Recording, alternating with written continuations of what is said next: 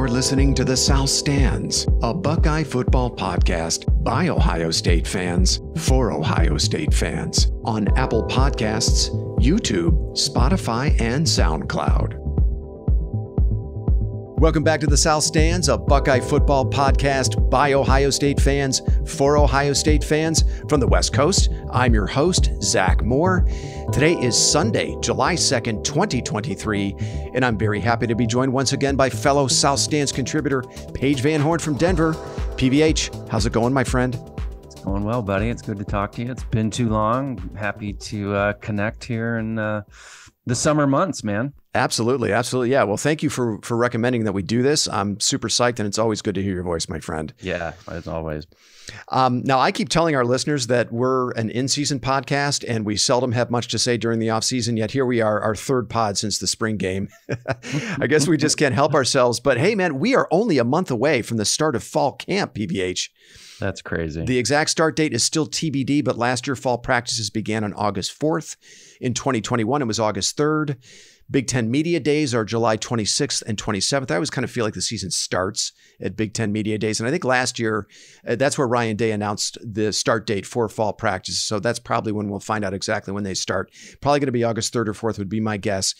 And we are exactly 2 months from Ohio State's season opener against Indiana in Bloomington on September 2nd. So super excited about that. Man, you know what's the best part about that, buddy? What's that? I'm just looking at it right now. It's a 3:30 start. Oh, joy. Yeah, and I'm going to hope and pray for fewer noon Eastern kicks for your sake, my friend. Yes. Yeah. Well, Youngstown State looks like a noon kick. Oh, boy. That. You can sleep through that one. Yeah, you can record that. Watch it on YouTube the next day. So we are here, of course, today to preview Ohio State's 2023 opponents and, of course, to talk about our expectations for the coming season. Spoiler alert, it's college football playoff or bust, right, PVH? Yeah, as always. As always. Now, this is very likely Ohio State, the 2023 edition of Ohio State, is very likely a preseason top 3 or 4 team, I would think. Now, I picked up a couple of season preview magazines to prep for this pod, Athlon Sports and Lindy's. Now, Athlon's has Ohio State number 5 in their preseason rankings. Lindy's has them number 3. The ESPN 2023 Football Power Index has Ohio State number 1. For whatever that's worth. So expectations, as usual, through the roof. Now, PVH, I want to get us started by having a quick post-spring reset of the Ohio State roster, because there have been some notable updates to the roster since you and I last talked about it back in January. Now, the Buckeyes returned 12 starters, 7 on offense, 5 on defense from a team that went 11-2, as we remember, made the college football playoff and finished number 4 in the final AP and coaches polls. Ohio State was very active in the transfer portal this offseason, especially on defense. They added safety Jihad Carter from Syracuse, cornerback Davison Igbinosun, and defensive tackle Tywone Malone from Ole Miss. Lorenzo Styles Jr. from Notre Dame. Now, Styles Jr. played receiver for the Irish, but he's going to move to corner for the Buckeyes. And then they added 2 offensive tackles, Josh Simmons from San Diego State and Victor Cutler from Louisiana Monroe. Now, Cutler is likely to move to the inside if he plays at all. He's likely to move to the inside, probably play center or guard. But Simmons, he's a candidate to actually start at tackle for Ohio State. We'll get to Simmons here in a minute. Now, we know Ryan Day is going to have a new signal caller. It's going to be either junior Kyle McCord or second-year man Devin Brown. I personally think this is going to be a real competition this fall. I don't think McCord blew anyone away in the spring game, and we didn't really get to see Brown in that game, but we didn't get to see him at all because of an injury to a finger on his throwing hand. Brown's going to be back to 100% for fall camp, though, and I think he's going to give McCord a run for his money in the fall camp, PVH. The last time we talked about the quarterback competition, you liked Brown to win it. Is that still the case? Yeah, but that's based on nothing, right? Like, I have no inside information whatsoever. I think in the college game, having a mobile quarterback is, just such a distinct advantage. Totally. And if that's, what Brown has over McCord, then I would prefer to see him, all things other obviously being equal, and hence why I kind of maybe give him the edge over McCord. But you never know, right? Like these guys, I mean, we've seen it with Day, with all these guys, and you're like, oh boy, here we go. He's going to break in a new quarterback. And next thing you know, like 5 weeks into it, we're raving about, just the obscene numbers they're putting up. So if it's one or the other, fine. But yeah, maybe I'd still run with Brown, I guess, to answer your question. Yeah, I think it's going to be a competition. I'm looking forward to it. Now, Ohio State's going to be as good as any team at the skill positions, starting with the best receiver room in America, headlined by Marvin Harrison Jr. and Emeka Egbuka. And they have a very deep room of running backs, assuming health, which we couldn't last year, but assuming health this year, very deep room of running backs, Trevion Henderson, Mayan Williams, and then, Dallin Hayden and Chip Trainin both played very well when their numbers were called last year. And at tight end, Cade Stover returns, and many project Stover to be one of the top tight ends in the country. So good to have Stover back. Now, where there are questions, major questions in my view, are along the offensive line, especially at tackle. Paris Johnson Jr. and DeJuan Jones are off to the NFL. Now, many believe Josh Fryer, who was Ohio State's sixth man along the offensive line last season, he's expected to lock down one of the two tackle spots, probably left tackle. And then a lot of the experts think that Josh Simmons, the San Diego State transfer, is the man to lock down the other tackle spot. Simmons is a big dude, 6'6", 305 pounds, with a lot of raw talent. He was a 4-star prospect out of California. Justin Fry recruited Simmons when he was at UCLA. But man, last season, Simmons led SDSU in pressures allowed, penalties, and sacks allowed. His overall PFF grade was 47.1. So man, he's going to have to level up fast. Right. So that begs the question, is he in the transfer portal to go someplace better because or is he in there because he's not even good enough to play for San Diego State? And I remember you sending out that stuff when like, they made a big deal about it. You can kind of look at it and it's like, oh man, are we really that thin and desperate on offensive line? It could be. Yeah, the one thing about Simmons, there is a little more background on him that's pretty interesting. So, his recruitment occurred during COVID, right? He had to make his college choice during COVID and wasn't able to take any visits. And he ended up staying home. I believe he's from the San Diego area. So he just decided to stay at home. But he was a 4-star prospect. He was definitely good enough to garner some interest from UCLA when Justin Fry was there. So, I'm hoping for the best here. But yeah, I'm with you, man. Those numbers last year as a first-year starter for SDSU, not promising. He's going to have to level up and fast. Now, the Buckeyes, we think, are going to be very good on the interior with Donovan Jackson and Matthew Jones at guard. They have a couple options at center. Carson Hinsman played very well in the spring. He's a second-year man. And then senior Jacob James is another name to watch at center. But man, those tackle spots, and I think even the overall depth of the offensive line are a major concern for me. PVH, why don't you give me a couple thoughts, kind of overarching thoughts on the Ohio State offense as we head into fall camp? Well, offensive line will be huge, and then quarterback. Right? I mean, it's the same thing, right? Every year, it's the most important position. So, like thinking back to last year, right, with CJ coming back for a second year, that's why I think we were all in. Like, look, man, you got to cash in the chip this year to win a national championship. They came damn close. We don't have to go back and relitigate that. So yeah, I mean, the wide receivers, the freshman wide receivers coming in, are going to be special. Tate Ninnis, yeah. And that because the 4-stars that they recruited last year have already transferred out, right? It's just like the writing's on the wall, like, oh my God, I'm never going to play here. It's so absurd.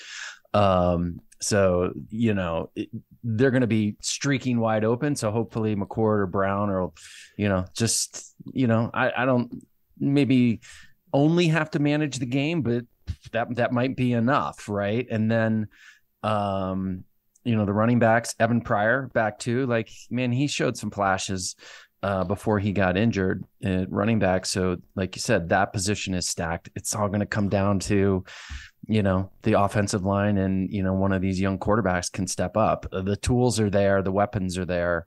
Would you say they had 9 returning starters? Yes. So a total of, 12, I believe. Yeah, 12. 7 on offense, 5 on defense. Okay, 7. Yeah. So it'll be fun to watch them on offense. For sure. And yeah, if they can plug those holes, they're going to be tough to stop. Obviously, they're going to be tough to stop anyways, but it'll be fun. I'm with you. Some consider quarterback a question mark this season, but I find it much more an area of intrigue for me than concern. Because I have the utmost faith in Ryan Day's track record with first-year starters. We talk about it all the time, right? His last 3 first-year starters at quarterback all to New York as Heisman finalists, and then they were all first-round draft picks as well, ultimately. And whether it's McCord or Brown, I expect Ohio State to be very good, highly productive at quarterback. I think you're probably right. I mean, I don't think they have to always. They're not always going to be asked to win the game. They'll probably have to make throws, right? But yeah, I mean, I think that I have the utmost faith in the talent that's around them. It's not like our quarterbacks are 1 and 2 star guys either, right? No, right. I mean, absolutely. Highly touted, tons of skill, right? Top 100 players. Yeah, for sure. Exactly. It's what you kind of the reload sort of scenario. Absolutely. A good reason to trust their recruiting pedigree, Ryan Day's track record, all the skill talent around them. The only thing I think in my mind that could derail the offense this year is the offensive line. I think we're both, in lockstep on that. And then the other question I have is how much freedom will Brian Hartline get to actually call plays as the new OC? Yeah. And I guess more importantly, does he have a talent for it? We're going to find out. Yeah, that's a big variable. And going back to, last year and, your point where, Day might really need to consider this and, be more a manager of the whole scheme offensively and defensively. That's a pretty big change, right? I mean, I think you could definitely, that could derail things, and then, watch it start off poorly and he has to, do an about face on it and take back over. He'd probably never admit it publicly. You can never really tell who's doing what, but that's a huge change for the offense as well. So absolutely. Intriguing. Yeah, very intriguing. All right, let's have a quick look at the defense. All the ingredients are there from a personnel standpoint to be a championship level unit. I think Ohio State has a chance to be very, very good in the front seven with JT Tuimoloau, Jack Sawyer, and Mike Hall Jr. anchoring the defensive line. They'll be very good at linebacker, again, with Tommy Eichenberg, Steel Chambers, a sprinkling of Cody Simon, and then the 5-star CJ Hicks. And by all accounts, cornerbacks Denzel Burke and Jordan Hancock are both healthy. They both had great springs. And I think many of us are expecting Davison Igbinosun, the Ole Miss transfer, to play a lot as well. And some folks think he might even start opposite Denzel Burke. Actually, both of these preseason magazines I looked at have Igbinosun as the starter. But, either way, Tim Walton has to feel really good about all three of those at cornerback. And in fact, cornerback might actually be a strength this year for the first time in a few seasons. Finally, I think there are a lot of good options to fill the 3 safety spots. We know Lathan Ransom is a lock at one of those spots. I personally think Sonny Styles will emerge from fall camp as another. There's too much talent. That's certainly my hope, at least. And then I think Jihad Carter, who was a 3-year starter at Syracuse, is going to be your starter at cover safety. Now, we know Josh Proctor and Cam Martinez, my guy Cam Martinez, are also in the mix at safety. But, man, I'm highly skeptical, as you well know, PBH, that either of them is going to play well enough to win a starting job this fall. You didn't send him a birthday card, did you? No, I didn't. Man, I love Proctor. I was his biggest fan for years and years. But, man, we're heading into year 6. I don't know what else the coaching staff needs to see. And he gets the Todd Beckman role. That's right. That's right. I mean, Beckman. Yeah, he and Beckman was Beckman 6 years. I know he was at least 5. It seemed like it was 6. That's for sure. 5. Yeah. All right, PBH, give me a few thoughts on the defense as we head into fall camp.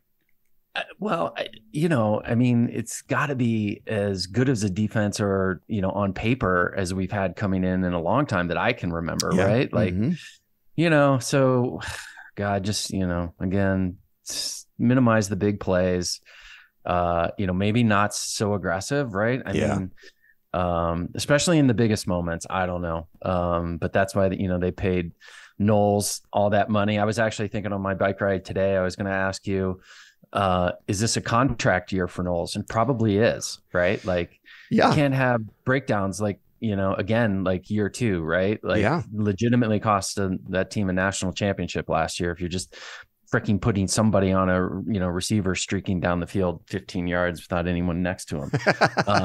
So just and get Styles on to get your best players, on the field. Yep. And I mean, the amount of talent, right? I mean, Hall's probably going.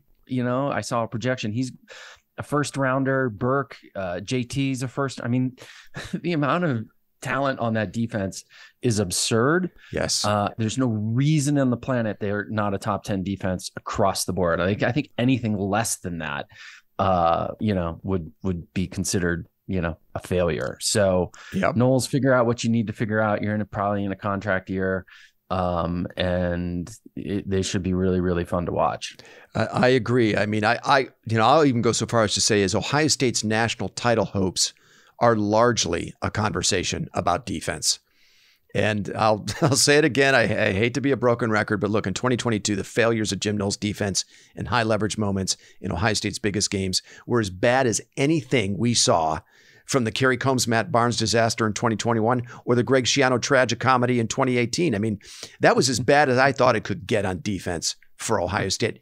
And yet it was worse under Jim Knowles last season when it came to allowing back-breaking explosive plays. Was it statistically worse, or it just happened in the worst times in the biggest game?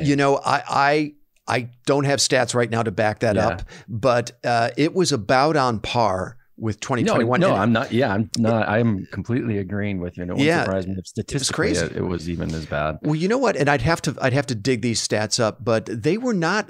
Last year's defense was not as impactful in making splash plays as we thought. In fact, they were only marginally better in tackles for loss, quarterback sacks, forcing turnovers, that sort of thing than they were the year before. In fact, I think the 2021 defense was a little bit better in some of those areas. I don't have the stats here in front of me, but look, you're paying, as you've mentioned, Knowles is making $2 million a year. He's the highest paid defensive coordinator in the country. A lack of talent and a new scheme, no longer excuses for Jim Knowles, right? I mean, the talent, the young guys that they've elevated have higher upside and are more talented than the guys that just left, right? Guys like Sonny Styles, CJ Hicks is going to see some time. You brought a couple of guys out of the portal in Davison Igbinosun and Jihad Carter, Taiwan Malone. He'll be he's another, I think, a top 100 prospect from Ole Miss, who'll be a rotational player at defensive tackle. So they have added more talent either via the transfer portal or elevating, younger players into, starting roles or getting more playing time. So absolutely no excuses. I'm 100% in agreement with you. I want to see more from the defensive line. I want to see more production from the defensive line. I think the floor is very good. And I think the ceiling for the defensive line could be very special. I hesitate to say very special because it's been a long time since we've seen a really, truly special defensive line at Ohio State. Personally, I think you got to go all the way back to 2017. That was Nick Bosa, Sam Hubbard, Tyquan Lewis. I mean, that they were end to end. That defensive line was loaded. The Chase Young defensive line in 2019 was good, but they had a singular talent in Young, who was truly great. The rest of that line was solid. They weren't, great, but I think you got to go all the way back to 2017 since Ohio State had a truly dominant, truly special end-to-end defensive line. And I think that's in the cards for that defense potentially. But I think the floor is they'll be very good and certainly good enough to win a national championship. So that's how I see it. Is he moving Sawyer to the other end? What's he doing? That's right. Sawyer? He is. So the Jack experiment with Jack Sawyer is over. He is going to be a hand in the dirt defensive end opposite JT Tuimoloau. Mitchell Melton is a name that people are banting about as a potential candidate to play the Jack. But I don't even know if they're going to play the Jack this year. To me, that just seemed to be a gimmick that it might work in lesser leagues, right? In the Big 12 or whatever. But when they're Big throwing 10, literally 85 times a game, right? I just don't know if there's really a place for that position in the Big 10, but we'll see. So, all right. Before we dive into Ohio State's 2023 opponents, there are a few interesting tidbits about the schedule here I want to share. First, Ohio State plays 6 true road games this season, which is the most they will have played since 1895. That's crazy. They played 4 road games last year. Usually it's 5 typically, but 6 for the first time since 1895. Now, 3 of those games include what will almost certainly be top 15 opponents at Notre Dame, at Wisconsin, and Michigan. And then they play a 4th in West Lafayette against Purdue, where the Buckeyes have lost 4 of their last 6. 2018, 2011, 2009, and 2004. They lost all 4 of those games. 2 of those Ohio State teams, 18 and 2009, were eventual Big Ten champs that lost at Purdue. For the first time since 2013, Ohio State will play an FCS opponent in the non-conference. That's Youngstown State. That's the game you're going to sleep through and watch on YouTube the next day, PBH. Also, the off week comes early this season, September 30th. That's after the Notre Dame game. It's the first time since 2016 Ohio State will have a bye week in the month of September. So it's pretty early to have that off week. And then finally, there's some unusual symmetry to the schedule this year. The Buckeyes' 12-game schedule is evenly distributed over the fall months, 4 in September, 4 in October, and 4 in November. And PVH, that's how I'd like to look at the 2023 schedule. We're going to break it up into 3 4-game sections, September, October, and November. I'm going to get your thoughts on each month of the schedule and whether you think Ohio State can get them through them unscathed. And of course, any other thoughts you may want to share. So let's start with the month of September. I know you got the schedule there in front of you. Yep. The Buckeyes open in Bloomington against Indiana on September 2nd. The Hoosiers return 5 starters, 3 on offense, 2 on defense from a team that went 4-8 and finished 6th in the Big Ten East. Now, Athlon's has IU ranked 81st. Lindy's ranks the Hoosiers 73rd, so not very good, kind of middle of the pack in the FBS. Ohio State leads the all-time series between these two schools 79-9 with 4 ties, and that includes a 56-14 bludgeoning of the Hoosiers in Columbus last November. I don't know, man. This could very well be Tom Allen's last season in IU. He had a very promising 2020. Remember back the COVID season, Indiana was really good. But last season, man, there wasn't anything the Hoosiers did particularly well. They weren't very good in 2021 either. Last season, 109th nationally in total offense, 118th nationally in total defense. The only thing that gives me a little bit of pause about this particular game is that it is the season opener. Buckeyes are fresh out of fall camp with a new starter at quarterback. But I don't know, man. This to me seems like it's probably going to be a name your score affair for Ohio State. Any thoughts there on Indiana? I like the Big Ten opponent as your first game. I think it's a good approach. Me too. And on the road, sure. And Indiana, I mean, if it was the Indiana of 2 years ago, there'd be definitely a level of concern here. With Michael Penix Jr., right? He's at Washington now, but man, he's a hell of a quarterback. Penix. Yeah, exactly. So it's a later start. It's on the road. Big Ten opponent. I think it's kind of the perfect dream scenario. I just love it as a fan. I think it's good for the team. Yep. Indiana is not too good, right? Like if they were, if this were, maybe Wisconsin, like, okay, that would be a higher, obviously, level of a concern. But it's just sort of the way I'm looking at the schedule. I sort of like that. And then you get your 2 cupcakes, and then, then you're going to come down to Notre Dame. So I think it's a ideal first opponent for the Buckeyes. I like that. Okay. Well, speaking of those cupcakes, let's fast forward to September 9th. Youngstown State comes to Columbus. Now, I didn't think Ohio State was scheduling FCS opponents anymore, but the Penguins are back on the schedule for the first time since the late 2000s. The Buckeyes and Penguins played in back-to-back seasons in 2007 and 2008. Ohio State won both games, of course, 38-6 in 2007, 43-0 in 2008. The Penguins returned 18 starters, 9 on offense, 9 on defense from a squad that finished 4th in the Missouri Valley Football Conference with a record of 7-4. I don't know. I don't think we need to spend too much time on this game. Ohio State wins big. I just the ticker went by on the Belpre Daily. It's going to be a vest out, so homage to Tressel. That's right. Other than that, I really don't have much to say about that game. Is Tressel? Is he the AD at Youngstown? He's the president at Youngstown State now. Okay, yeah. All right. So we know why Youngstown State is on the schedule this year. Yeah, probably. Okay, let's fast forward to September 16th. Western Kentucky comes to Columbus. Now, this will be the very first ever matchup between these two schools. The Hilltoppers return 8 starters, 5 on offense, 3 on defense from a squad that went 9-5 and finished in a tie for second in Conference USA last season. Now, Athlon's has the Hilltoppers ranked 72nd. Lindy's has them 60th. Now, this is interesting, PVH. The Hilltoppers love to chuck it around. They finished the 2022 season number 2 nationally in passing offense, averaging 352 yards per game. They were number 7th nationally in total offense, averaging just under 500 yards a game, 497. The player to watch in this game is Austin Reed, their quarterback. He led the nation in passing yards last year with 4,744. Reed finished 2022 with a 64.5 completion percentage, 40 touchdowns, 11 INTs, and he's got a pretty good target in junior receiver Malachi Corley to throw to. Corley finished 2002 fourth nationally in receiving yards with 1,293, and he caught 11 touchdowns. Another interesting tidbit about Western Kentucky, they led the country last season in turnovers defensively. They were fourth nationally in forcing turnovers in 2021. Now, they only returned 3 starters on that side of the ball, but at least philosophically, this is the defense that tries to turn you over. And they were pretty exceptional at that, the last 2 seasons. At first blush, this looks like another blowout for Ohio State, but hey, I think we're going to find out something about this revamped Ohio State secondary against this Hilltopper passing game.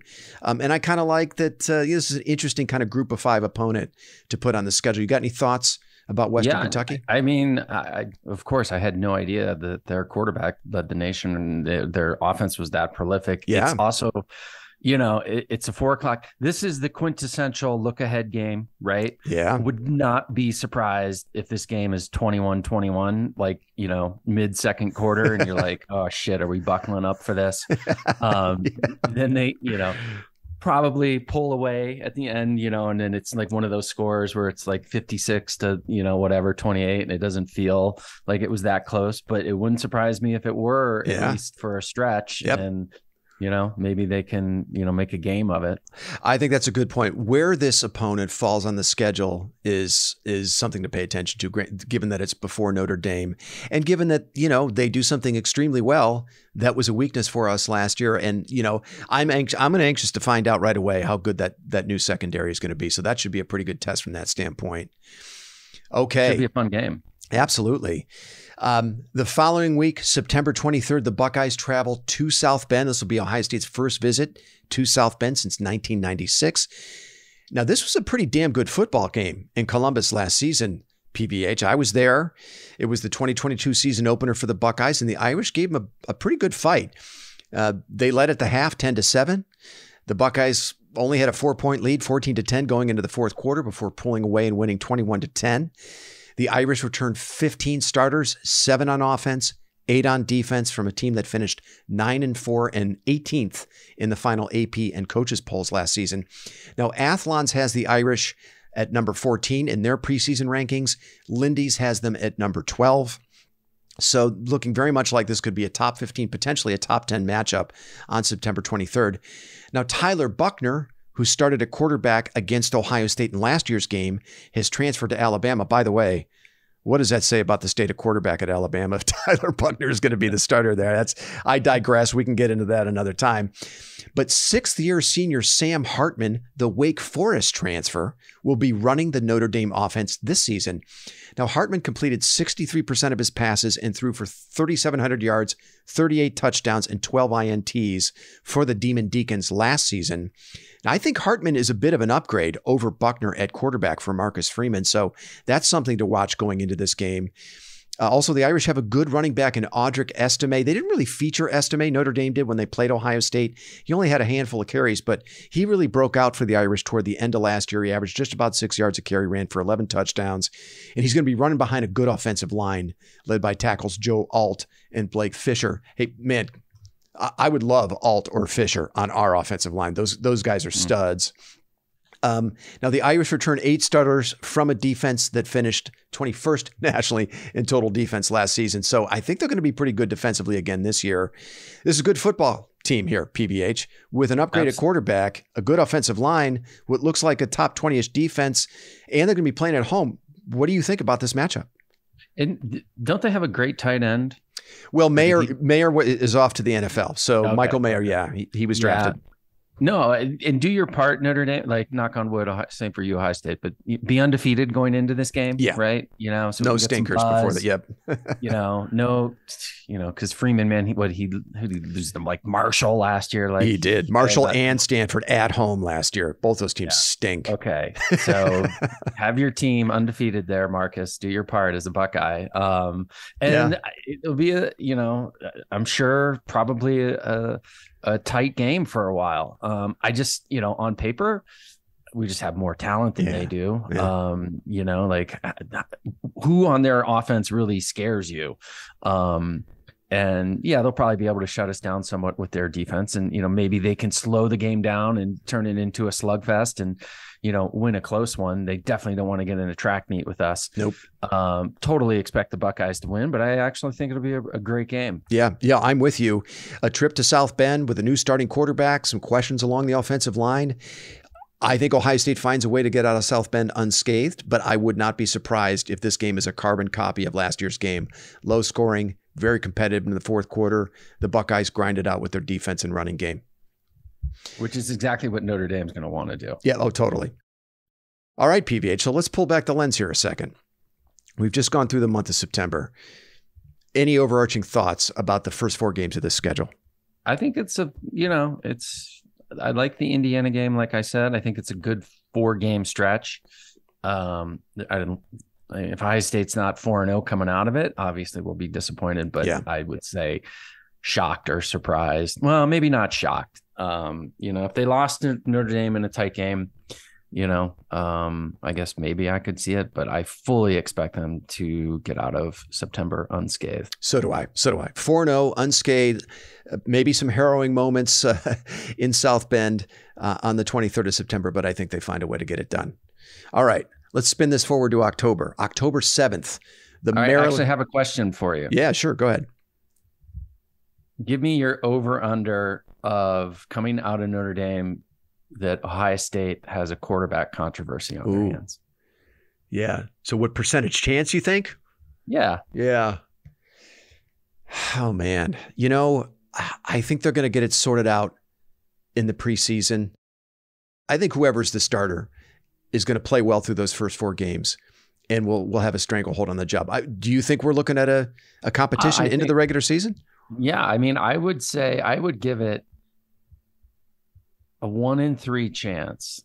Wow. That, I mean, maybe somebody just is, I don't know if struggling is the right word, but to your point, taking a stranglehold over it. And maybe they kind of, they have some tough moments through these games. And it wouldn't surprise me if coming out of Notre Dame, we're not 100% sure who our best quarterback is. Wow, interesting. Man, that would not be ideal.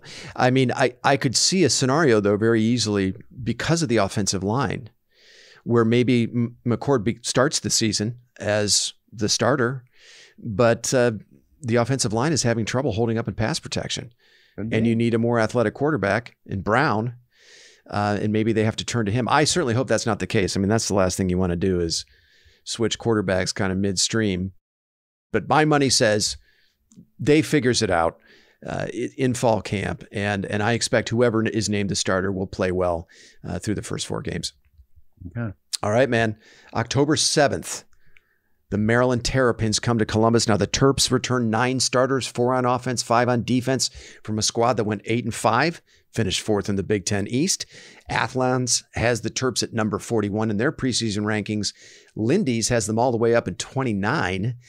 Ohio State has won all 8 of the previous matchups between these two schools, which includes a very competitive 43-30 win over the Terps in College Park last season. That was a 3-point game with about 9 minutes to play, PVH. I mean, Steele Chambers scored it on a fumble return with 30 seconds to play to seal that game and make it look more comfortable than it actually was. But, man, Ohio State could have lost that game. And Maryland's going to get Talia Tagovailoa, their quarterback, back for his final season with the Terps. We remember he was very good with against the Buckeyes last season. Maryland is also going to get its leading rusher, Roman Hemby, back, and leading receiver, Jashawn Jones. But head coach Mike Locksley needs to replace 4 of 5 starters on the offensive line. This game is being played in the Horseshoe, where Maryland has really struggled in their 4 previous matchups in the Shoe. Ohio State averaged 62.5 points against the Terps and beat them by an average margin of 44. Yikes. So, PVH, how do you see this game? Give me a couple thoughts. You just never know with Maryland, though, right? Like, you have no idea what you're going to get because they definitely always have some skill guys on offense. Yep. And is that team going to be 8-4 or 4-8? Like, who the f knows, right? You have no. They're like the anomaly of the Big Ten, where you're like, they're good. And you're like, no, they're really bad. Like, are they good or are they bad? So who the hell knows? Yeah. I mean, not a ton of talent coming back, only 9 total starters coming back. And it has been a different story when these teams play in the Horseshoe. I mean, the 2 previous scares we got from Maryland were in College Park. I tend to think Ohio State will handle business as they normally do in this game. All right, let's spin it forward to October 14th. Ohio State travels to West Lafayette, Ross-Ade Stadium to play the Purdue Boilermakers. And PBH, Ross-Ade has been a haunted house for the Buckeyes the last 2 decades, as we know. Since that Craig Krenzel to Michael Jenkins holy Buckeye game-winning touchdown pass in 2002, the Buckeyes are a dreadful 2-4 in Ross-Ade Stadium. That includes an embarrassing 49-20 loss to the Boilermakers in 2018, the last time Ohio State played there. And Purdue, they're the defending Big Ten West champs. Let's not forget that. They returned 10 starters, 6 on offense, 4 on defense from a team that finished 8-6. And actually gave Michigan a pretty good fight in the Big Ten title game, at least for about 3 quarters they did. Athlon's has Purdue number 57 in their preseason rankings. Lindy's has them number 54. Now, Purdue has a fresh face at head coach, Ryan Walters, the former Illinois defensive coordinator.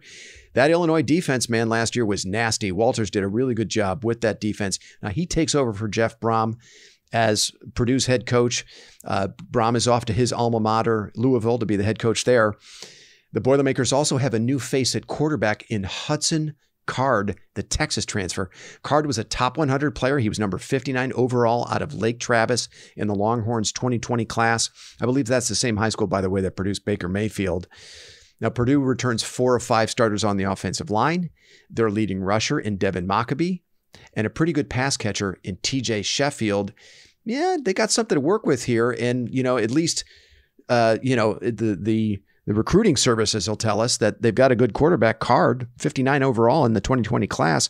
PBH, how do you see this game? Is he just going to have the whatever year when Urban lost to him, we got our asses kicked like on running loop the entire week just to remind them what they're walking into? It could be. If he doesn't, he should. I'm also wondering, does Purdue have the best record against Ohio State in that period? I can't think. I was trying to think who else has won 4 times against Ohio State in the Big Ten in the last 20 years? Yeah, who has a winning record in the Big Ten against Ohio? I'm almost certain it would be Purdue. It couldn't be anyone else. We know that Michigan doesn't, and then beyond Michigan, there's nobody else that. Right. It's Purdue. It's crazy. That's a good trivia, but you would never think it's Purdue. I guess I'm going to do reverse psychology. I'm not worried about it because they should be well aware of what they're walking into. On paper, I just, it's again, these teams should be overmatched. Right. Just play your game. You'll win the game. If you fuck around like you did before, then they'll absolutely kick your butt, but hopefully that won't be the case. But there's reason for concern, no doubt. Yeah, I'm with you. I mean, I am worried about a loss during this stretch here in October, but this isn't the game. Not for me, just in spite of the history there. And, Ryan Day, he doesn't lose these games. Right. I mean, he's struggled against Michigan, as we know, but he's been very good in these types of matchups. His teams don't tend to trip up in games like this. Okay, let's spin it forward to October the 21st. The Buckeyes come back home to face Penn State in Columbus. Now, this has all the makings of a top 10 clash. Penn State returns 13 starters, 6 on offense, 7 on defense from a team that went 11-2, won the Rose Bowl, and finished number 7 in the final AP and coaches polls. Now, Ohio State leads the all-time series between these two schools 24-13. That includes a 44-31 Buckeye win in Happy Valley, a game that was much closer than that final score would suggest, as you remember, PBH. I mean, if it weren't for JT Tuimoloau, I don't think Ohio State wins that game. Now, most of the experts think head coach James Franklin has a major upgrade at quarterback in sophomore Drew Aller, the 5-star prospect out of Medina, Ohio. Aller replaces 4-year starter Sean Clifford. It seems like Clifford was there a hell of a lot longer than 4 years, right? And by the way, I'm going to be sad to see Clifford go, man, because you could always count on 2 or 3 catastrophic mistakes out of that guy every time we play him. Yeah. Franklin also has 4 or 5 starters returning on his offensive line and 2 explosive young running backs in Nicholas Singleton and Katron Allen. I'm not sure what Penn State has at receiver, though. Parker Washington and Mitchell Tinsley, their two leading receivers from a year ago, are gone. I'm glad to see Parker Washington go, man. That guy fucking killed us the last 2 years. He killed us I was going to say. Yeah. I don't remember his name, but all I just remember him is just streaking wide open. And good player. Juking our backs and running into the end zone. How many times did that happen? Totally. Yeah, we could not cover that guy last year. Now, Penn State returned 7 starters from a defense that finished 18th nationally in total defense, 10th in scoring defense, and 16th against a run. That unit should be pretty good again this season. These games are always street fights, PVH, as you know, but Ohio State usually finds a way to win these games against Penn State. Now, Penn State's last win in this series was 2016, and their last win in the Horseshoe was all the way back in 2011. That was the Luke Fickell season, after Tattoo Gate. How do you see this game, PVH? Just like you said, I mean, it'll be a game into the fourth quarter, probably fairly even matched.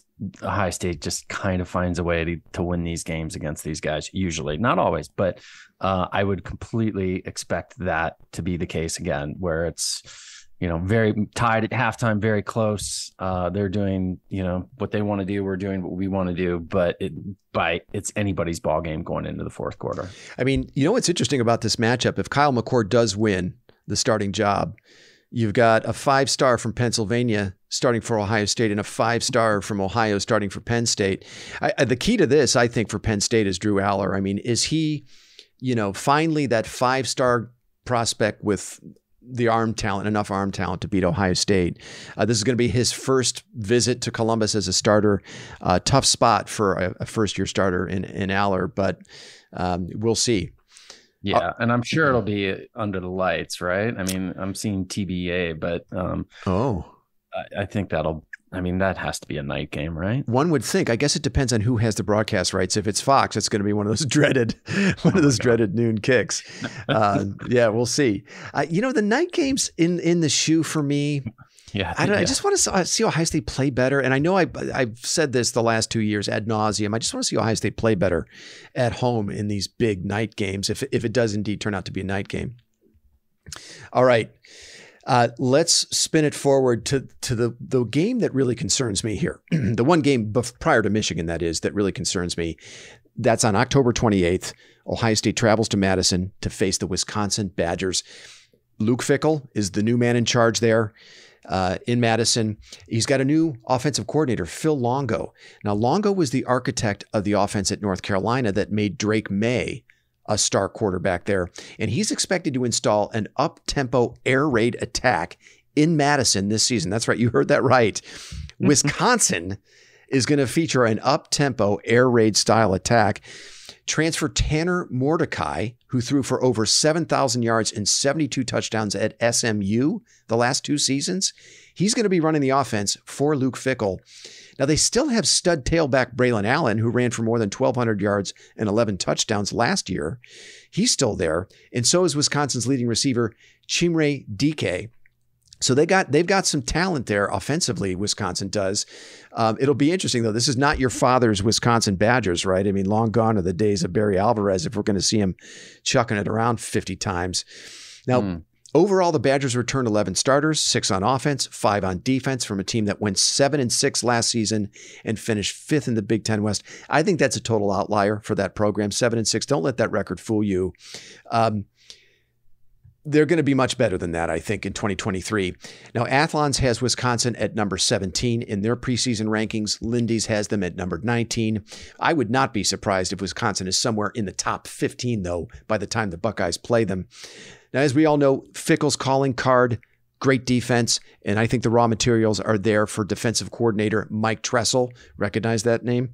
I do. He followed Fickell from Cincy to Wisconsin. He's going to be the DC there.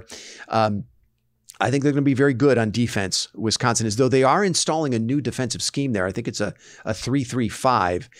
Wisconsin returns 5 starters from a defense that finished 11th nationally in total defense and 13th in defensive yards per play. Ohio State leads the all-time series between these two schools 62-18 with 5 ties, and that includes a very rare 52-21 Ohio State blowout in the shoe last season. Wisconsin's last win in this series was back in 2010. The Badgers upset the number 1 ranked Buckeyes 31-18 in Madison. That was Ohio State's only loss that season. PVH, how do you see this matchup? Yeah, I'm with you. I'm concerned. I just kind of wonder, though, year one, right? Like, how many, is the cupboard really that stocked at Wisconsin? I think Fickell will do great there. I think he's a great hire, but I don't know if he can pull it out in year one and, knock off an Ohio State, especially losing that many guys on defense. I mean, they fired Chris, right? I mean, he didn't retire. They got rid of him. Yeah, mid-season. Yeah. So I just kind of wonder, is he going to have the horses to pull it off? And so I'm not quite as concerned maybe as you are, but for that reason alone, but be a good game. Well, you do make an interesting point, and they are installing a new defense and a new offense, right? So I mean that's a lot. You're installing a new defense, a new offense, new head coach. You've got a brand new quarterback, so I can see that. I'm still legitimately concerned about this, and I think maybe because of where this game falls on the schedule is a big part of it. You got 2 legitimate tests in back-to-back weeks against Penn State and Wisconsin that Ohio State could realistically lose if they don't play well. Now, I think they find a way to beat Penn State, as we've already mentioned, but then you got to turn right around after a slobber knocker against Penn State. Right. You play at Wisconsin Halloween weekend. That stadium's going to be nuts. Now, that's a question I have. Will this be a night game? Oh, for sure. Right. Halloween. And by the way, like there's been some chatter, like this would be a really fun game to be at. I don't know if you've been to Wisconsin. I've never been to Madison. I'd love to go. It's a great town on Halloween. Like this would be just a ton of fun. And you're right. Yeah. Coming off Penn State, that's always a big deal. That could be a little bit of an equalizer. You're a little beat up after the Penn State game. Clearly Ohio State's going to have an advantage, talent wise. And then you've got to, as we look at we pull back the lens and look at the month of October, and I want to get your take on this. Let me give you mine first, and then I want to get your kind of more wider lens view of the month of October. You got 2 legitimate tests, Penn State, Wisconsin back to back. Ohio State, it's not out of the realm of possibility. They could be a little diminished going into that Wisconsin game. And then you got a third game against Purdue in a stadium that's been a haunted house for the last 2 decades for Ohio State. It feels like Ohio State could stumble somewhere in here. And I think maybe the most likely stumbling block there would be Wisconsin. I'm not saying it's a certainty, but if Ohio State loses a game before the trip to Ann Arbor, I think it's very likely during this stretch here in October. PVH, how do you see this part of the schedule for Ohio State in October? I agree with you. I mean, if there's a game, they're gonna. It's just Penn State. They find a way at home. That's a tough. To bounce back from that for sure. Well, guessing it'll be at night. Fickell's first year, right? Like there's all those variables, right? But maybe if it's that obvious, then it doesn't happen. I don't know, but that's a harder of a gauntlet, in October that I can ever remember them having. I agree. Sometimes they had have it in November, right? Where they're, Michigan State and then Michigan or something. But I can't remember anything in October where you're looking at 2 games where they could, they could very easily lose both those games if, a few breaks here and there. So definite reason for concern. And coming off the Penn State game at night in Wisconsin, all those variables, it'll be a tough matchup for them for sure. So what's your gut tell you? Is Ohio State 8-0 after October? No, I'm going to say they're 7-1. Me too. I think they're 7-1. I don't know exactly where it's going to happen. My gut says it's Wisconsin, but it feels like they could stumble somewhere in October as they're figuring things out. And you know what? If it is a Wisconsin or if it's late September against Notre Dame, the one benefit of a loss like that is it doesn't, it's not going to eliminate you from the 14 playoff. And it also gives you an opportunity to course correct on some things, right? If things aren't going the way they should on offense or defense. I kind of feel like looking back to last year, they might have been better off losing that game to Maryland. the week before Michigan, right? Because it feels like, there was we started to see some things surface with Jim Knowles' defense. And I wonder if maybe they would have been better off losing that game. They still go to the Big Ten title game with a win over Michigan, but maybe it gives them the opportunity to correct the things that, surfaced in spades against Michigan. Anyway. All right. And when you lose is almost as important as how you lose. Absolutely. You get completely blown out. So to your point, if they did, stumble, maybe it's Notre Dame, right? Right. Somewhere in there, I don't know. It kind of feels like there might be one loss. It just can't be Penn State. Time to recover. Right. Right. It can't be Penn State. Right. That's the game they cannot afford to lose. Right. Because you can't be. They're in the Big Ten East with you, and then you're counting on Penn State having to lose twice. Right. Well, you don't control your own destiny like they had last year, where you're hoping for USC to blow out. God. Whoever they or them to lose. But yeah, to your point, because it's in the Big Ten East. Yeah, you're not controlling your destiny to get in the Big Ten championship game. But on the other hand, if you lose to a top 5 opponent, right, that's another thing as well. That's true. Yep. Who knows? Good point. All right. Okay. So we both see Ohio State 7-1 coming in October. Still very good. Still on course, headed toward Michigan with an opportunity to get into the Big Ten title game if they win that game. So let's have a look at Ohio State's first opponent in the month of November. November 4th, they travel to Piscataway to play Rutgers. Now, Rutgers returns 13 starters, 5 on offense, 8 on defense from a team that finished 4-8 and dead last in the Big Ten East. The Scarlet Knights had one of the worst offenses in the FBS last season, finishing 128 out of 131 teams in total offense. Now, Athlon's has Rutgers number 79 in their preseason rankings. Lindy's has them at 69. I don't know about you. Those rankings seem pretty charitable to me. But what do I know? Ohio State leads the all-time series 9-0. That includes a 49-10 win over the Scarlet Knights in Columbus last season. In this series, the Buckeyes averaged 53 points per game and beat Rutgers by an average margin of 42. I feel like that's all we need to say about this game. I don't know, PVH. You got anything you want to say about this one? Not really. Shiano's the coach, right? Yep, he's still there. All right. Yeah. So yeah, is what it is. I mean, it's funny though, right? You're right. Like, holy shit, that game's on the road, right? So you're just not used to them playing this many road games. Yeah. Yeah. I mean, the sheer volume of road games, I don't know. Does that catch up to them at some point? Right. Yeah. Who knows? Not in this game though. No, I think they handled their business just fine against Rutgers on the 4th. Let's spin this forward to November 11th. Ohio State comes back home to play Sparty, Michigan State. Now this one is going to be a weird late season night game on NBC. Now, Mel Tucker's team returns 9 starters, 5 on offense, 4 on defense from a pretty lousy team that finished 5th in the Big Ten East at 5-7 last season. Athlon's has Sparty ranked number 52 in their preseason rankings. Lindy's has them number 44. The Spartans, they didn't do anything particularly well last season. They finished 96th in total offense, 100th in total defense. And this has not been a great offseason in East Lansing for Mel Tucker, as both starting quarterback Peyton Thorne and Michigan State's best receiver Keon Coleman both transferred out. So it's hard to imagine things getting better for the Spartans in 2023. This game could get out of hand very quickly, I would think. And after an 11-2 debut season in 2021, it feels like things are kind of going off the rails for Mel Tucker and East Lansing. I don't know how you view it, PVH, but to me it looks like they are. Ohio State leads the all-time series. Like it's a dumpster fire. It does. Yeah, I agree. They're gonna be saddled with that contract. I mean, what are they paying that guy? Like ridiculous. It's so absurd after a single season to go down like the Charlie Weiss situation at Notre Dame. You had one good year, and then you're like, give him another 12 years. Give him a lifetime contract. Actually, that's a good analogy. It is a little bit like the Charlie Weiss deal that Notre Dame gave him on all those years ago. Ohio State leads the all-time series 36-14.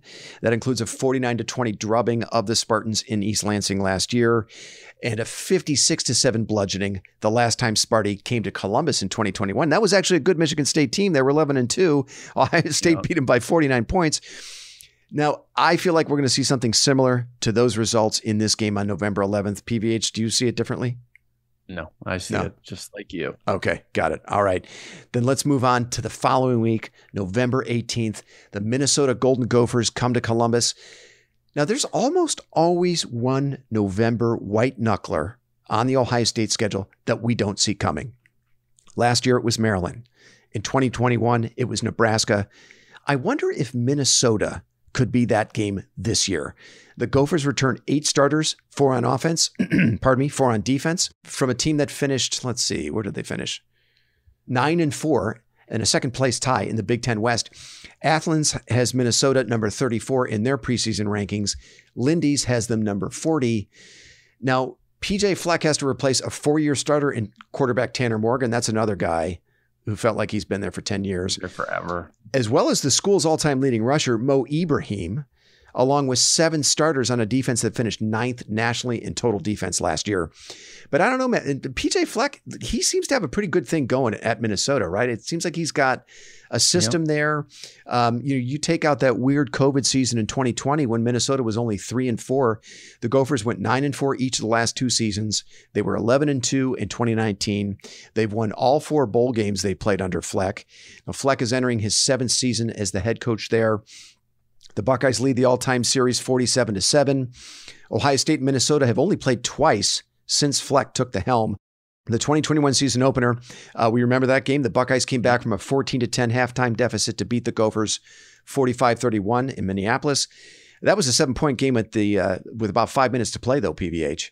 Yep. And in 2018, the Buckeyes beat the Gophers 30-14 in the shoe, but that was a 3-point game at the half and a 6-point game going into the fourth quarter. I'm looking at where this game falls on the schedule. The week before Michigan, I wouldn't be surprised if the Buckeyes have to grind this one out, and it might get a little uncomfortable for Ohio State fans. I don't know, PBH, how do you see this one?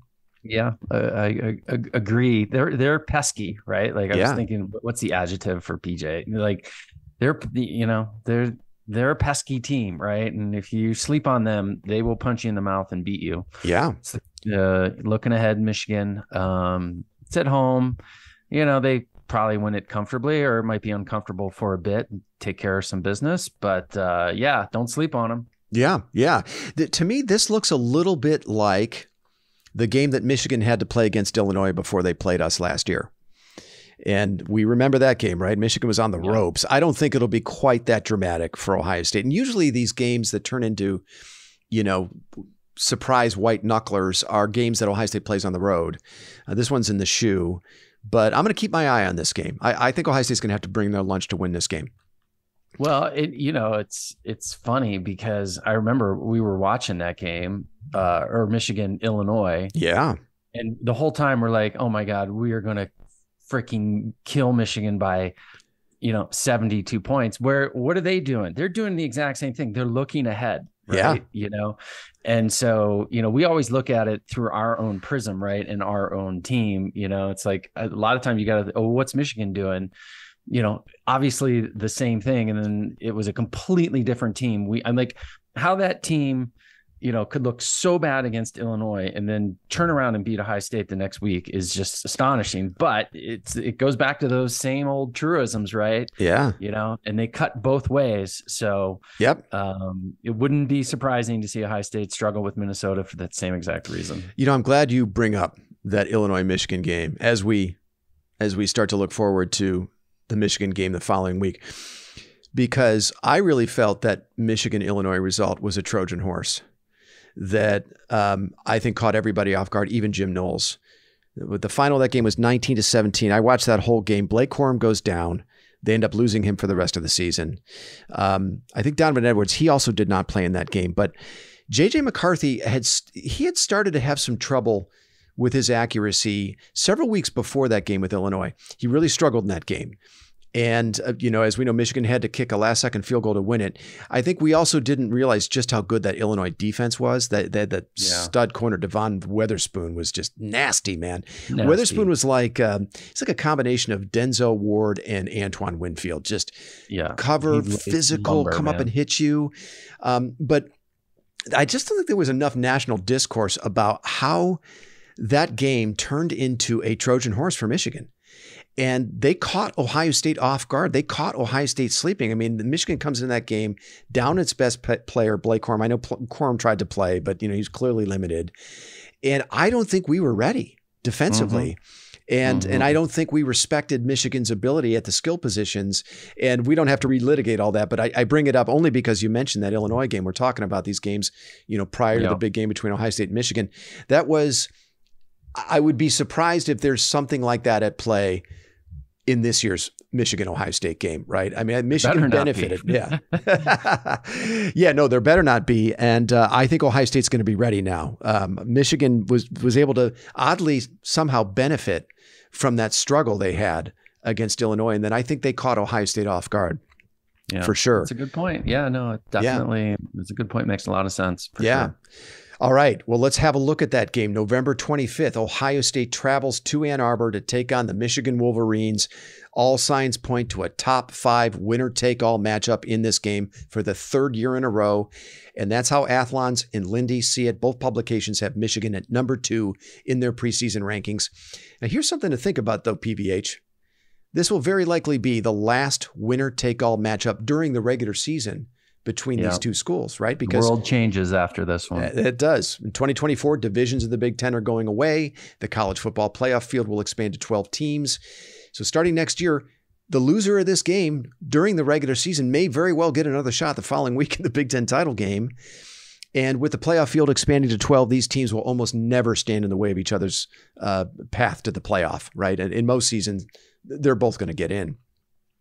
Yes. Now, Michigan returns 15 starters, 8 on offense, 7 on defense from a team that went 13-1, won the Big Ten, and made the college football playoff in 2022. How the hell they lost to TCU, though? I mean, how the hell they lose that game? That's just, come on. Anyway, J.J. McCarthy. Sorry, go ahead, PVH.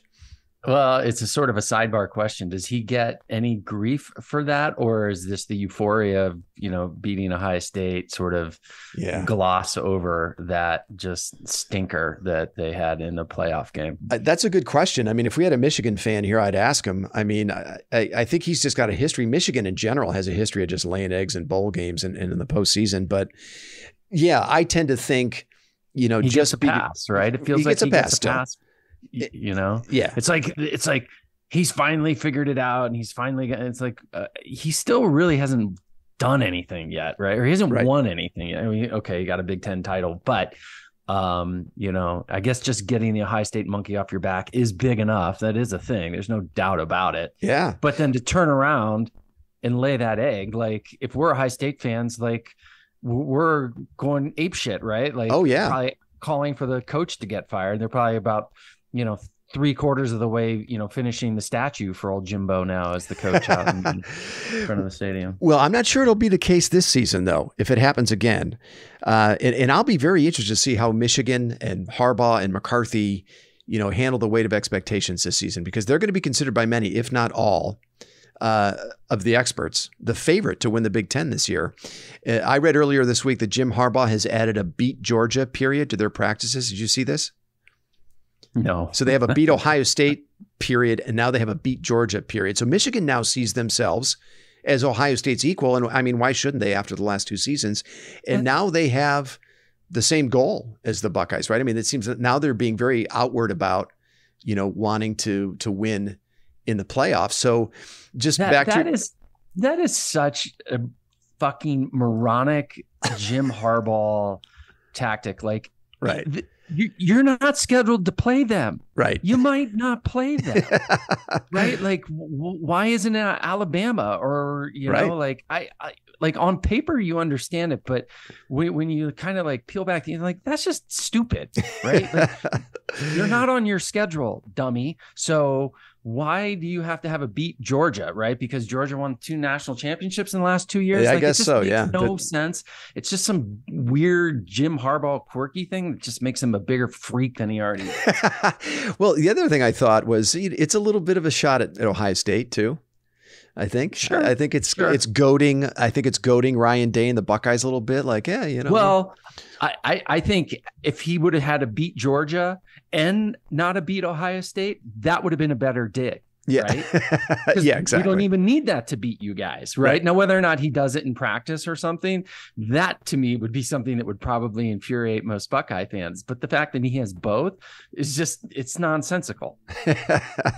You don't play Georgia. They're not even in your conference, dude. Like, the stars have to align perfectly, right, for you to end up playing them, right, in the playoffs, right? So many different things can happen, and yet you're going to dedicate time to something that's chances are not going to happen. Okay. I love it. I mean, I think I love it. I think Michigan seems to be leaning into the expectations. That's great. We'll see in practice how that goes. I mean, Ohio State, we know what it's like to play with a bullseye on our back. Now the bullseye is going to be on Michigan's back. They're the ones that are going to have to carry the weight of preseason expectations. I'll be very interested to see how they handle that. And I'll also be very interested to see how Ohio State handles the role of the underdog in this game as well. Now, Michigan returns 15 starters from last season, 8 on offense, 7 on defense, as I had mentioned. And that includes, of course, J.J. McCarthy, their star quarterback, and a dynamic duo at running back, Blake Corum and Donovan Edwards, as well as 7 starters from a defense that finished 6th nationally in total defense and 7th in defensive yards per play. This team's loaded. Yeah, PVH. They are. They are. Should be one hell of a game. So, all right, let's pull back the lens here and have kind of a broader look at the month of November. Of course, it's going to be largely a conversation about Michigan, but PVH, how do you see these last 4 games of the schedule for Ohio State? Yeah, I mean, October's so hard. I don't see it in November at all. Just sets directs pointly at Ann Arbor from the get-go. Yep. Right. I mean, I just don't see any real threat from any of those first 3 games. Right. So it will just be, take care of business. And we've got, the Michigan game on Thanksgiving, and that's going to be the focus. Yep. I think so. I think injuries had a huge hand in it last year, but looking back on it now, I think you could make the argument that Ohio State might have peaked too early last season, and they were not playing their best football in November heading into the Michigan game. We remember there was the 21-7 clunker at Northwestern, and that was played in a tropical depression, as you like to say. But Ohio State also was not at their best. I think it's fair to say that day. And then there was the lackluster performance against Maryland a couple weeks later. That was a game Ohio State, as we've just talked about, could have easily lost. Might have been better had they lost it. But we started to see some cracks in the veneer of Jim Knowles' defense, both against the Terps and even a few weeks earlier against Penn State, that would foreshadow the terrible things to come against Michigan. November is all about Michigan, of course, but I think this part of the schedule is set up a little better than some of the others Ohio State has had to play in the recent past. Remember back in 2019, the Buckeyes got a top 10 Penn State team the week before they had to travel to Ann Arbor. And then, this season, Ohio State, I think, has 3 very winnable November games heading into Michigan. And if the Buckeyes are playing their best football in November, then I think we can say they did a much better job of managing injuries and keeping key players fresh than they did a year ago. That's something we haven't really touched on yet, PVH, is injuries and what a huge impact they had on the outcome last season. And I think this year, everyone, from the strength and conditioning people, the medical staff, even to Ryan Day, has a role to play in mitigating those injuries. I mean, how many times last year were we asking ourselves in Ohio State blowouts, why is the first team still playing? Right. For example, I remember there was a play in the Wisconsin game. Emeka Egbuka got absolutely lit up after a catch in the second half of the Wisconsin game with the Buckeyes up like 4 touchdowns. I mean, why is he even in there at that stage? So I want to see Ryan Day be smarter about how he plays his first team. Maybe it's time to get some of these younger guys more reps. Start to be more mindful of keeping your team fresh for November. I think that's going to be a big key. Well, huge key. And don't play a guy that's injured all year long, i.e. Trey, right? I mean, it's just like, man, I know, you're trying to manage these decisions, as best you can with the information that you have at the time. And we were woefully thin at that position. But for Christ's sake, don't play guys that are injured, right? Absolutely. Play Hayden. I don't care if he is a freshman. Yeah. So injuries were a huge factor last year that went into it. And, the other thing is, it is, I mean, we always talk about it. These are kids, right? It's a long season. There's going to be ups and downs, right? And who would have thought, Michigan would, after beating Ohio State and winning the Big Ten championship, would just lay down like they did against a terrible, let's be honest, well, not terrible, but like a TCU team that should have not been in the playoff. And then Ohio State literally giving Georgia everything that they could possibly, fathom. And, a few big plays here and there, or not every break going their way, like we're sitting in the national championship. So it's like week to week, man, it's hard to know what you're going to get. And it's what makes college football great. But I think we lose perspective on that. Yep. And, you draw conclusions, week to week that really actually aren't there. They're just kids, right? There might be something going on that you don't know about, or, a guy's truly hurt, injuries, this, that, and the other. And it's, just makes it for a wild ride. So, Ryan Day moving more into a CEO role and maybe being a little less involved in calling plays on game day, a little slightly less involved in putting together the offensive game plan. Maybe that's going to enable him to keep an eye on things like what we're talking about, right? Playing time for guys, being more mindful of keeping players fresh. As you say, if there's something going behind the scenes with a certain player, addressing that. And then, of course, in-game instincts. That's where I felt Ryan Day kind of overall as the CEO of a program.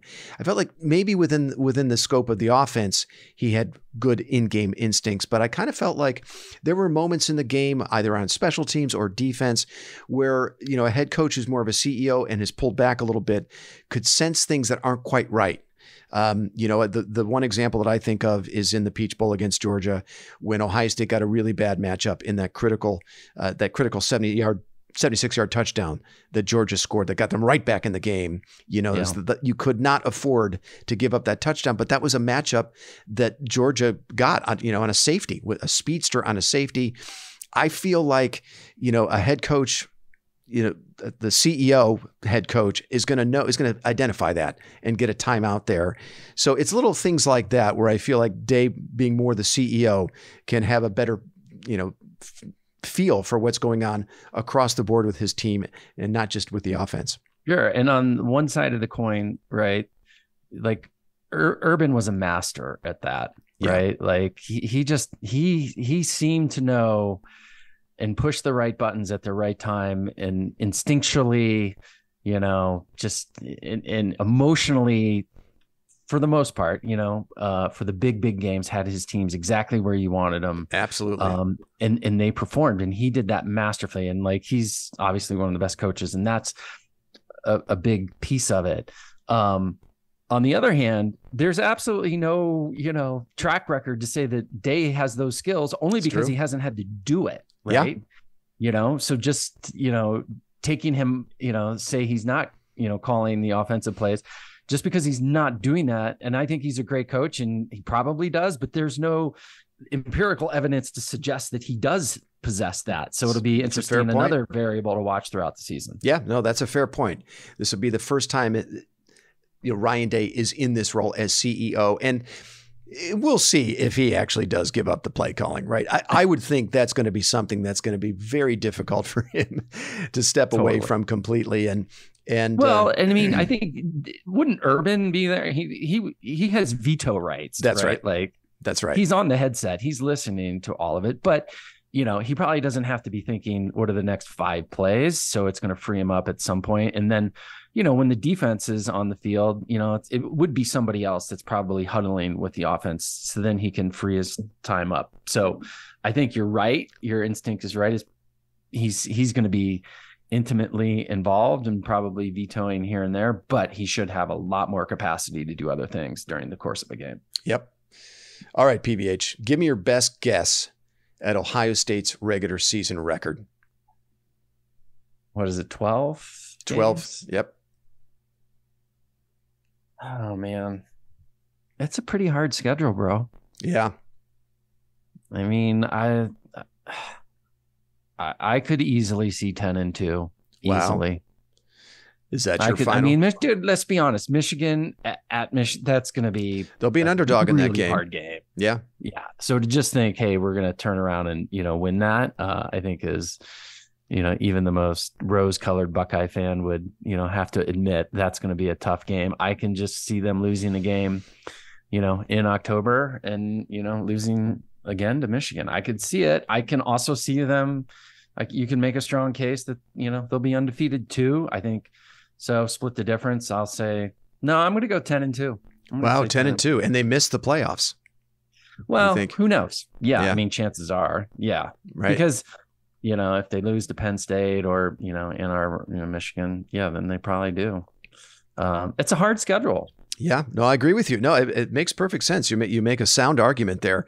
I'm going to say 11-1. I'm going to stick to the only loss will be to the Badgers in Madison. It's going to be a forgivable loss. It's not going to hurt them in the Big Ten standings, as we discussed, and that's an opportunity as well, as we said, for maybe Brian Day to course correct on some things to put them in a better position to win the conference. And I even think I would bet a decent sum that Ohio State and Michigan both make the playoff again this year.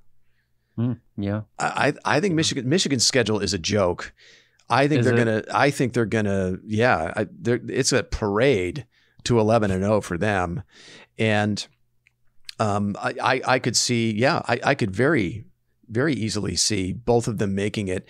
It'd be a little tricky though if both Ohio State and Michigan have one loss, but I could see them both making it. I think you probably have to have one of them undefeated and one with one loss. Maybe both wouldn't make it as but it's wide open this season, I think. Georgia's still going to be the favorite. They're loaded. You got to respect Alabama. They're going to be loaded, but they're both breaking in new quarterbacks. Right. And, I don't think anything's necessarily guaranteed between the two of them either. Anyway, we can cover the national landscape in another pod. PVH. Yeah, we should do that. Some other I want to talk about what a crybaby Nick Saban has turned into. He's just a whiny bitch these days. Like, everything about him, I'm like, dude, stop. Like, you sound pathetic at this point. Was this the interview where he said, well, if Vegas had us favored to beat 3 or 4, well, why aren't we in the playoff? Well, you know what I thought that is? My perception of that was that he knows he's got no one at quarterback, and he's probably staring down the barrel of another 2-loss season. So he's starting to make his argument now to get into the playoff. This is the last year, as we know, for the 4-team format. I think he's starting to make his argument now to get his team in as a 2-loss non-champ. Yeah. Yeah, it strikes me as like, dude, you're better than that. Come on, Nick. Yeah, it's like, I think he's shameless, man. Whatever he'll do whatever he needs to do to get his team in, right? I guess. All right, buddy. Listen, we are well over an hour. I thought that was a great effort. Thanks so much for making the time. Unless you got anything else you want to share. No, this was fun. I'm glad we did it. We'll keep whatever topics we didn't get to today, and maybe we do this in another 3 weeks. And as we, I love that. Brush off the rust for the full season, full season run of the South Stands. That's right. Okay, buddy. Well, thanks so much for making the time. Let's plan to reconvene in a few weeks, maybe during fall camp, maybe as it's starting to have a look at fall camp.